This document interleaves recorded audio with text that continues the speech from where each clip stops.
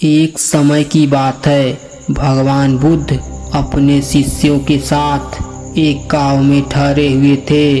वहां के लोग उन्हें और उनके शिष्यों को आदर पूर्वक भोजन और आवास प्रदान करते थे, लेकिन उनमें से एक भिक्षु था जो अपनी साधना से संतुष्ट नहीं था। उसे हमेशा कुछ न कुछ असंतोष रहता था, कभी भोजन से तो कभी लोगों के व्यवहार से।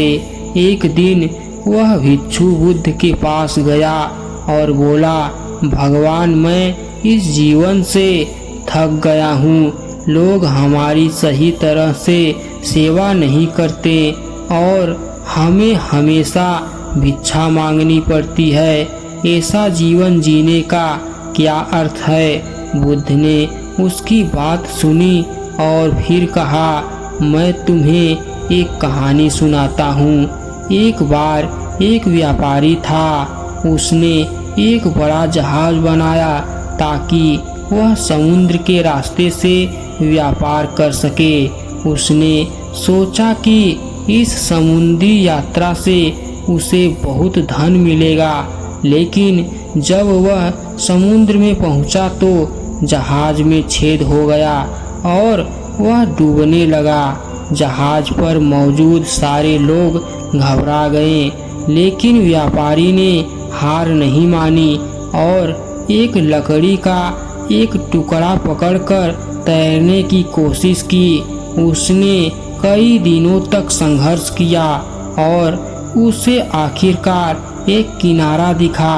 उसने अपनी जान बचाई क्योंकि उसने उम्मीद नहीं छोड़ी थी। बुद्ध ने फिर भिक्षु से पूछा, बताओ, अगर वह व्यापारी समुद्र के बीच में ही हार मानकर डूब जाता तो क्या वह किनारे तक पहुंच पाता? भिक्षु ने उत्तर दिया, नहीं भगवान। बुद्ध ने समझाया, जीवन भी उसी तरह है। कभी कभी कठिनाइयाँ और असंतोष हमें घेर लेते हैं, लेकिन जो धैर्य और संयम से काम लेता है वह अंततः शांति और संतोष को प्राप्त करता है। भिक्षु का जीवन त्याग और आत्म संयम पर आधारित है। अगर तुम अपने मन को शांत करोगे और साधना में लगे रहोगे तो जीवन की कठिनाइयाँ तुम्हें परेशान नहीं कर पाएंगी। इस कहानी को सुनकर भिक्षु ने अपनी गलत सोच को त्याग दिया और ध्यान साधना में मन लगाने का संकल्प लिया।